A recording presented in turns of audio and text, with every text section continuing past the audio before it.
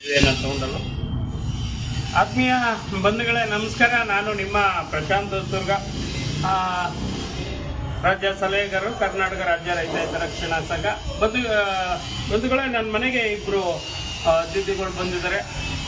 ಏನು ಬೆಂಗಳೂರಲ್ಲಿ ಒಂದು ಮನೆ ತಗೊಳ್ಬೇಕು ಅಂತ ಹೇಳಿದ್ರೆ ಕೆಲವರು ಮನ್ಸು ಮಾಡಿದ್ರೆ ಸಾಕಾಗುತ್ತೆ, ಇನ್ನು ಕೆಲವರು ಬೆವರು ಸುರಿಸಿದ್ರೆ ಸಾಕಾಗುತ್ತೆ. ಆದರೆ ಬಡವರು ಒಂದು ಸೈಟನ್ನು ತೆಗೆದುಕೊಂಡು ಒಂದು ಮನೆ ತಗೊಳ್ಬೇಕು ಅಂತ ಹೇಳಿದ್ರೆ ಅವರು ರಕ್ತನೇ ಬಸ್ತಿರ್ತಾರೆ. ಆದರೆ ಅವರು ದುರ್ಬಲರಾಗಿತ್ತು ಅಂತ ಹೇಳಿದ್ರೆ ಯಾವ ರೀತಿ ಮೋಸ ಹೋಗ್ತಾರೆ ಅನ್ನುವಂಥದ್ದಕ್ಕೆ ಈಗ ಒಬ್ಬ ವ್ಯಕ್ತಿ ಇವ್ರಿಗೆ ಮೋಸ ಮಾಡಿದ್ದಾನೆ. ನಮಸ್ಕಾರ, ಹೇಳಮ್ಮ ನಿಮ್ಮ ಹೆಸರು? ಜೋರ ಮಾತಾಡಿ. ನನ್ನ ಹೆಸರು ದೇವಿ ಅಂತ. ಒಬ್ಬರಾದ್ರೂ ಸೈಟ್ ತಗೊಳ್ಳೋಣ ಅಂತ ಚಂದ್ರು ಅವ್ರ ಹೆಸರು. ಚಂದ್ರಪ್ಪ. ಚಂದ್ರಪ್ಪ. ಯಾವ ಊರಮ್ಮ?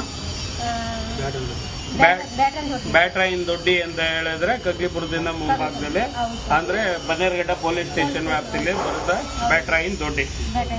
ಓಕೆ, ಹೇಳಿಮ್ಮ. ಅದೇ ಸೈಟ್ ಕೊಡ್ತೀನಿ ಅಂತ ಮೋಸ ಮಾಡ್ಕೊಟ್ರು ಸರ್. ಏನ್ ಮಾಡಿದ್ದಾರೆ? ಸೈಟ್ ನಮ್ಗೆ ಕೊಡ್ತೀನಿ ಅಂತ ಕೊಟ್ಬಿಟ್ಟು ಬೇರೆವರೆಗೂ ಮಾರಿದ್ದಾರೆ. ಹೌದಾ? ಇವಾಗ ರಿಟರ್ನ್ ಕಾಸು ಕೊಡಿದಲ್ಲ, ಕೊಡ್ತಾ ಇಲ್ಲ. ಅದಕ್ಕೆ ನಮ್ಗೆ ಸೈಟ್ ಬೇಡ, ನಮ್ ಕಾಸು ಕೊಟ್ಟಿದ್ರೆ ಸಾಕು ಸರ್. ಅದೇ ಮೋಸ ಮಾಡ್ತಾ ಇದ್ದಾರೆ. ಎಷ್ಟು ಹಣ ಕೊಟ್ಟಿದ್ರೆ ನೀವು? ಸರ್ ನಾವು 1.5 ಲಕ್ಷ ಅಡ್ವಾನ್ಸ್ ಮಾಡಿದ್ದೀವಿ. ಮಿಕ್ಕಿದ್ದು ನಾವು ಸೈಟ್ ಕೊಡ್ತೀವಿ. ಮಿಕ್ಕಿದ್ದು ಅಂದ್ರೆ ಎಷ್ಟು ಹಣ? ಮತ್ತೆ 6.5 ಲಕ್ಷ ಸರ್. 6.5 ಲಕ್ಷ ಟೋಟಲ್ ಎಷ್ಟು ಸೇರಿರುವಂತದ್ದು? ನಾನು 1.5 ಲಕ್ಷ ಕೊಟ್ಟಿದ್ದೀನಿ ಸರ್. 1.5 ಲಕ್ಷ ಅಡ್ವಾನ್ಸ್ ಮಾಡಿದ್ದೀನಿ. ಆ ರಿಟರ್ನ್ ಕೇಳಿದಾನು ಕೊಡ್ತಾ ಇಲ್ಲ. ಸೈಟು ಬೇರೆ ತೋರ್ತೀನಿ ಈ ತರ. ಅವ್ರ ಹತ್ರ ಸೈಟು ಇಲ್ಲ ಸರ್. ನಮ್ ಸೈಟ್ ಬೇಡ, ನನ್ಗೆ ಹಣ ಮಾತ್ರ ತಿರುಗಿ ಕೊಟ್ಟಿದ್ದ ಸಾಕು ಸರ್. ಹಣ ಕೇಳಿದ್ರೆ ಏನಂತ ಹೇಳ್ತಾರೆ? ಇವತ್ತು ಕೊಟ್ಟು ನಾಳೆ ಕೊಡ್ತೀನಿ ಅಂತಾರೆ. ಇಲ್ಲ ನಾನು ಕೊಡಲ್ಲ, ಏನ್ ಮಾಡ್ಕೊಳ್ತೀರಾ ಮಾಡ್ಕೊಡಿ ಅಂತಾರೆ ಅಂತ ಇದು ಮಾಡ್ತಾರೆ, ಜೋರ್ ಮಾಡ್ತಾರೆ. ನಾವು ಬಡವರು ಏನ್ ಮಾಡೋದು ಸರ್? ನಾವು ಯಾರ ಹತ್ರ ಹೋಗಿ ಕೇಳೋದು? ಓಕೆ. ಮತ್ತೆ ನಿಮ್ಮ ಮನೇಲಿ ಏನು ಕಷ್ಟಗಳು ಅವು ಇವೆಲ್ಲ ಏನು ಇಲ್ವಾ ಕೇಳೋದಕ್ಕೆ? ಹಿಂಗ್ ಕಷ್ಟ ಐತೆ ಅಂತ ಹೇಳ್ಬೇಕು. ಹೇಳ್ತೀನಿ ಸರ್. ನಮ್ಮ ಯಜಮಾನ್ರ ಹಾರ್ಟ್ ಆಪರೇಟ್ ಮಾಡ್ಬೇಕು, ಕಾಲೆಲ್ಲ ಇಟ್ಕೊಳ್ತೀನಿ ಸರ್. ನಾನು ದುಡ್ಡೇ ಕೊಡಿ. ಅಡ್ಮಿಟ್ ಮಾಡಿದ್ದೀನಿ ನಾನು ಜಯದೇವ್ ಆಸ್ಪತ್ರೆಯಲ್ಲಿ. ಬೇಕಾದ ಬಂದು ನೋಡಿ ಸರ್ ನೀವು. ಓಕೆ. ಇಲ್ಲಮ್ಮ ನಾನೇ ಬರ್ತೀನಿ ಮನೆ ಹತ್ರ ಬಂದು ಜಯದೇವ್ ಆಸ್ಪತ್ರೆ ಹತ್ರ ನೋಡ್ಬಿಟ್ಟು ಕೊಡ್ತೀನಿ ಹೇಳಿದ್ರು. ಅವ್ನು ಫೋನ್ ಮಾಡಿದ, ಫೋನ್ ರಿಸೀವ್ ಮಾಡಿಲ್ಲ. ಮನೆ ಹತ್ರ ಹೋಗಿ ಕಾಲೇ ಇಟ್ಕೊಳಕ್ ಹೋಗಿದ್ದೀನಿ ಸರ್. ಅವಾಗ ಇಲ್ಲಮ್ಮ ನಿನ್ ಕಣ್ಣೀರ್ ಹಾಕ್ಬೇಡ, ನಾನು ಕೊಡ್ತೀನಿ ಹೇಳ್ತಾರೆ. ಕೊಡಲ್ಲ ಸರ್ ಅವರು. ಆಮೇಲೆ ಇಲ್ಲ ಏನೇನ ಮಾಡ್ಕೊಂಬ ನಾನು ಕೊಡಲ್ಲ ಅಂತ. ಕೊಡಲ್ಲ ಅಂತ. ನಿಮ್ಮ ಸಮಸ್ಯೆ? ನಿಮ್ಮ ಹೆಸರು? ಉಲ್ಗೇಶ್ ಅಂತ. ಉಲ್ಗೇಶ್ ಹತ್ರ ಪಾಪ. ಯಾವ ಭಾಗದವ್ರು ನೀವು? ಸರ್ ಬಳ್ಳಾರಿಯವರು. ಓಕೆ. ತಾಲೂಕು. ಆಗ ಅಲ್ಲೇ ಸರ್ ಕುಮಾರ್ಸ್ ಮಾಡಿ ಬಂದು ಈಗ ಒಂದು 6-7 ವರ್ಷ ಆಯ್ತು ಸರ್. ಹೋಯ್ತು. ಈಗ ಹಂಗೆ ನಮ್ಮ ಮೇಸ್ತ್ರಿ ನಿಮಗೆ ಯಾರು ಮೋಸ ಮಾಡಿರೋದು? ಮೇಸ್ತ್ರಿ ನಮಗೆ ಗೋವಿಂದಪ್ಪ ಅಂತ ಇದ್ದಾರೆ. ಓಕೆ. ಅವ್ರ ಹತ್ರ ಒಂದು 7 ವರ್ಷ ಕೆಲಸ ಮಾಡಿದ್ವಿ ಸರ್. ಅವ್ರ ಹತ್ರ 7 ವರ್ಷ ಕೆಲಸ ಮಾಡಿದ್ರೆ ಹಿಂಗೆ ನಮ್ಮ ಸೈಟ್ ತಗೊಂಡು ಅವ್ರ ಹತ್ರ ಚಂದ್ರಪ್ಪ ಹತ್ರ ಬಾ ನಾನು ಇಸ್ಕೊಡ್ತೀನಿ ಅಂದ್ರೆ ಅವ್ರು ನನಗೆ ಭರವಸೆ ಕೊಟ್ಟ ಮೇಲೆ ನಾನು ಇವರು ಚಂದ್ರಪ್ಪ ಹತ್ರ ಹೋಗಿ ಅವ್ರ ಹತ್ರ ಮಾತಾಡ್ಕೊಂಡು 4,10,000 ಮಾತಾಡ್ಕೊಂಡು ಸರ್. 30-40 ಅವ್ರ ಮನೆ ಹತ್ರನೇ ಸೈಟು. ಅವ್ರ ಜಮೀನ್ ಇದೆ, ಅವ್ರ ಮನೆ ಹತ್ರನೇ. ಅವ್ರದ್ದು ಜಮೀನಲ್ಲಿ ನಾವು ಮಾತಾಡ್ಕೊಂಡಿರೋದು. ಅಲ್ಲೇ ಅಡ್ವಾನ್ಸ್ ಬೇರೆ ಅವತ್ತೇ ಕೊಟ್ಟಿದ್ದೀನಿ, ಪೇಪರ್ ಮಾಡಿ ಕೊಟ್ಟಿದ್ದಾರೆ. ಆಮೇಲೆ ಎಷ್ಟು ಕೊಟ್ಟಿದ್ದೀರಾ ಅಡ್ವಾನ್ಸ್? ಅಡ್ವಾನ್ಸ್ 50,000 ಕೊಟ್ಟಿದ್ದೀವಿ ಸರ್. ಅಡ್ವಾನ್ಸ್ 50,000. ಆಮೇಲೆ ಅಡ್ವಾನ್ಸ್ 50,000 ಕೊಟ್ಟಿದ್ವಿ. ಇನ್ನು ಟೋಟಲ್ ಬ್ಯಾಲೆನ್ಸ್ ಏನೋ ಇದೆ. ಆ 3 ತಿಂಗಳಲ್ಲಿ ಕಟ್ಟಬೇಕಂತ ಹೇಳಿದ್ರು ಸರ್. ಆ 3 ತಿಂಗಳು ಫುಲ್ ಅಮೌಂಟ್ ಕಟ್ಬಿಟ್ಟಿದ್ದೀನಿ. ಫುಲ್ ಅಮೌಂಟ್ ಅಂದ್ರೆ ಎಷ್ಟು ಕಟ್ಟಿದ್ರಾ? ಫುಲ್ ಅಮೌಂಟ್ ಸರ್ ನಾನು 4,04,00,000 ಲಕ್ಷ ಕಟ್ಟಿದ್ವಿ ಸರ್. 4,04,00,000 ಲಕ್ಷ. ಒಟ್ಟಾರೆ ಆ ವ್ಯಕ್ತಿಗೆ ಎಷ್ಟು ಕೊಟ್ಟಿದ್ದೀರಾ ನೀವು ಹಣ? ಸರ್ 4,04,00,000 ಲಕ್ಷ ಕೊಟ್ಟಿದ್ದೀನಿ ಸರ್. ಅವ್ರ ಅಮೌಂಟ್ ಒಟ್ಟು ಹಣ 4,04,00,000 ಲಕ್ಷ ಕೊಟ್ಟಿದ್ದೀನಿ. ಆಮೇಲೆ ರಿಜಿಸ್ಟ್ರೇಷನ್ಗೆ ಒಂದು 1 ಲಕ್ಷ ಅಂತ ಹೇಳಿದ್ರು. ಅವರಿಗೆ ಕೊಟ್ಟಿದ್ದೀನಿ. ಮತ್ತೆ ಬೇರೆ ಯಾರಲ್ಲ, ಅವರೇ ಮಾಡಿಸಿರೋ ರಿಜಿಸ್ಟ್ರೇಷನ್ಗೆ ಅವರಿಗೆ ಕೊಟ್ಟಿದ್ದೀನಿ. ಆಮೇಲೆ ಅವ್ರಿಗೆ ಕೊಟ್ಟಿದ ಮೇಲೆ ಕಾಂಪೌಂಡ್ ಕಾಂಪೌಂಡ್ ಇದೆ ನೋಡಪ್ಪ ಸೈಟ್ ಅಂತ ಹೇಳಕ್ಕೆ ಕಾಂಪೌಂಡ್ ಹಾಕೊಂಡಿದ್ದೀನಿ. ಫೋಟೋ ತೋರಿಸ್ತೀನಿ. ಆ ಕಾಂಪೌಂಡ್ ಹಾಕೊಂಡ್ಬಂದೆ. ಆ ಕಾಂಪೌಂಡ್ ಹಾಕೊಂಡ್ಮೇಲೆ ಒಂದು ತಿಂಗಳಾದ್ಮೇಲೆ ಈ ಮೊನ್ನೆ ಸರ್ 2023ರಲ್ಲಿ ತಗೊಂಡಿರೋದು.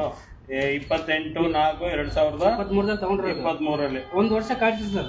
30-40 ಮಾಡಿ ಕೊಟ್ಟನಂತ ಸೈಟ್ ಅದು ಬೇರೆ ಕಡೆ. ಆಮೇಲೆ ತಿರ್ಗಾ 20-30 ಮಾಡಿ ಕೊಡ್ರು. 20-30 ಮಾಡಿ ಕೊಡ್ರು. ಅದಕ್ಕೆ ನನಗೆ ಇದು ಬೇಡ ಅಂತೇಳಿ 1 ವರ್ಷ ಪೆಂಡಿಂಗ್ ಇಟ್ಬಿಟ್ಟೆ ಅವ್ರಿಗೆ. 1 ವರ್ಷ ಪೆಂಡಿಂಗ್ ಇಲ್ಲ, ನನಗೆ ಕಾಸು ಕೊಡೋದು ನಾನು ಕೂತ್ಕೊಂಡೆ. ಅವ್ರು ಅದಕ್ಕೂ ಇಲ್ಲ ಇದಕ್ಕಿಲ್ಲ. ನಿನ್ ಕಾಂಪೌಂಡ್ ನಿನ್ ಸೈಟ್ ನೋಡಿ ರಿಜಿಸ್ಟ್ರೇಷನ್ ಮಾಡಿದ್ರು ಕಾಂಪೌಂಡಕ್ಕೆ.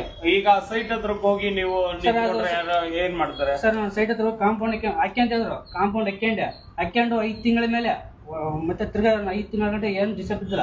5 ತಿಂಗಳ ಮೇಲೆ ಇದು ನಂದು ಕಾಂಪೌಂಡ್ ನಿಂಗೆ ಹೆಂಗ್ ಮಾಡಿಕೊಟ್ಟ, ನೀ ಡಬಲ್ ರಿಜಿಸ್ಟ್ರೇಷನ್ ಹೆಂಗ್ ಮಾಡಿಕೊಟ್ಟ? ಯಾರು? ಚಂದ್ರಪ್ಪ. ಚಂದ್ರಪ್ಪ ಅಂತ ಅವ್ರು ನನಗೆ ಕೇಳ್ತಾ ಇದಾರೆ. ಓಕೆ. ಇವಾಗ ಅದು ಏನ್ ಮಾಡಕ್ಕಾಗಲ್ಲ. ಇವಾಗ ನಾವು ಅವ್ರಿಗೆ ಫಸ್ಟ್ ರಿಜಿಸ್ಟ್ರೇಷನ್ ಆಗಿದೆ, ನಾವ್ ಇದನ್ನ ಏನ್ ಮಾಡಕ್ಕಾಗಲ್ಲ, ನಮ್ದು ರಿಜಿಸ್ಟ್ರೇಷನ್ ಆಗಿಲ್ಲ.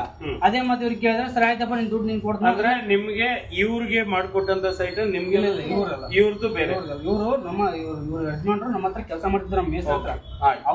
ಅವ್ರಿಗೂ ಮೋಸ ಮಾಡಿದ್ರೆ ಅವ್ರನ್ನ ಕರ್ಕೊಂಡ್ ಬಂದಿದ್ದಾರೆ. ಆದ್ರೆ ಚಂದ್ರಪ್ಪ ನಿಮ್ಗೂ ಸೈಟ್ ಮೋಸ ಮಾಡಿ ಅವ್ರಿಗೆ ಅಗ್ರಿಮೆಂಟ್ ಮಾಡಿಕೊಟ್ಟಿದ್ದಾರೆ, ಅವ್ರಿಗೆ ಮೋಸ ಮಾಡಿದ್ದಾರೆ. ಈ ಒಬ್ಬ ವ್ಯಕ್ತಿ ಸೈಟ್ ಅನ್ನ ತೋರಿಸ್ಕೊಂಡು ಹಿಂಗೆ ಬಡವರನ್ನ ಆಯ್ಕೆ ಮಾಡ್ಕೊಂಡು ಹತ್ರಪ್ಪ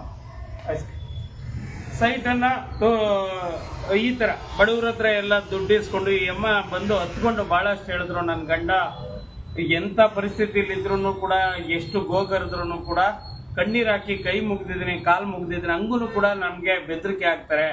ಸ್ಟೇಷನ್ಗೆ ಹೋಗೋ ನೋಡ್ಕೋತೀನಿ ನಾನು, ಹಂಗೆ ಹಿಂಗೆ ಅಂತ ಹೇಳ್ಬಿಟ್ಟು ಅವರೇ ಸ್ಟೇಷನ್ಗೆ ಅವ್ರ ಮೇಲೆ ಕಂಪ್ಲೇಂಟ್ ಕೊಡೋದಕ್ಕೆ ಪ್ರೇರೇಪಣೆ ಮಾಡ್ತಾರೆ. ಯಾಕಂತ ಹೇಳಿದ್ರೆ ದುಡ್ಡು ಕಾಸಿದೆ, ಪ್ರಭಾವಿ, ನಾನು ಇಂಥ ಬಡವರು ಹೋದ್ರೆ ಪೊಲೀಸರು ಏನೂ ನನ್ನನ್ನ ಮಾಡ್ಕೊಳಕ್ಕಾಗಲ್ಲ, ಇವ್ರು ಕಂಪ್ಲೇಂಟ್ ತಗೊಳಲ್ಲ ಅನ್ನುವಂಥದ್ದು ಒಂದಿದು.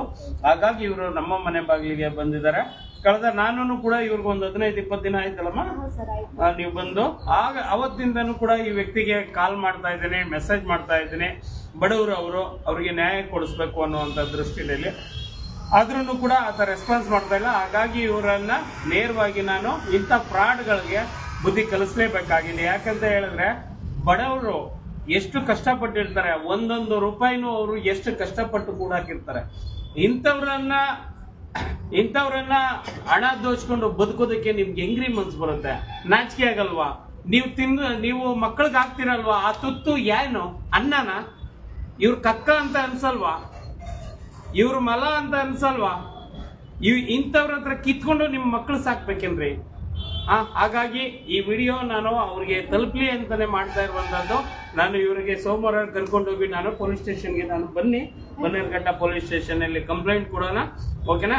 ನ್ಯಾಯಕ್ಕೆ ಕೊಡ್ಲಿಲ್ಲ ಅಂತ ಹೇಳಿದ್ರೆ ಆತನ ಮನೆ ಬಾಗಿಲು ಮುಂದೆ ಕುಂದ್ರಿಸಿ ನಿಮ್ಮ ಹಣ ವಸೂಲಿ ಮಾಡಿಸುವಂತ ಪ್ರಯತ್ನ ನಾನು ಮಾಡ್ತೀನಿ. ಆಯ್ತಮ್ಮ? ನಾನು ಫೋನ್ ಮಾಡಿದಂಗೆಲ್ಲ ರೆಕಾರ್ಡ್ ಮಾಡಿದ್ದೀನಿ ಸರ್ ಅವ್ರಿಗೆ. ಹಿಂಗ ಸರ್ ಹಂಗಿಂಗ್ ಹಣ ಹಿಂಗಾಯ್ತು, ನಮ್ಮನ್ನ ಅಡ್ಮಿಟ್ ಮಾಡಿದ್ದೀನಿ, ಒಂದಿಷ್ಟು ಅಮೌಂಟ್ ಕೊಡಿ ತೋರ್ಸೋಣ ಅಂತ ಹೇಳಿದ್ದೀನಿ. ಆದ್ರೂ ರೆಕಾರ್ಡ್ ಮಾಡ್ಕೊಂಡು ಎಲ್ಲ ಆಯ್ತಪ್ಪ, ಒಂದು 2 ದಿವಸ ಬಿಟ್ಟು ಬಾ, ನಾನು ಮೈಸೂರಲ್ಲಿ ಇದ್ದೀನಿ, ಇಲ್ಲೇ ಅದೇ ಮಾತಾಡ್ತಾರೆ ಸರ್. ಎಲ್ಲ ಸುಳ್ಳು ಹೇಳ್ತಾರೆ ಸರ್, ಎಲ್ಲ ಸುಳ್ಳು ಹೇಳ್ತಾರೆ ಸರ್. ನಮ್ಮ ಯಜಮಾನ್ರ ಪ್ರಾಣ ಹೋಗಿದ್ದಾರೆ, ನಿಮ್ಗೆ ಏನಾನ ಸಿಗುತ್ತೆ ದಯವಿಟ್ಟು ಕೊಡಿ, ನೀನ್ ಬಂದು ನೋಡಿ.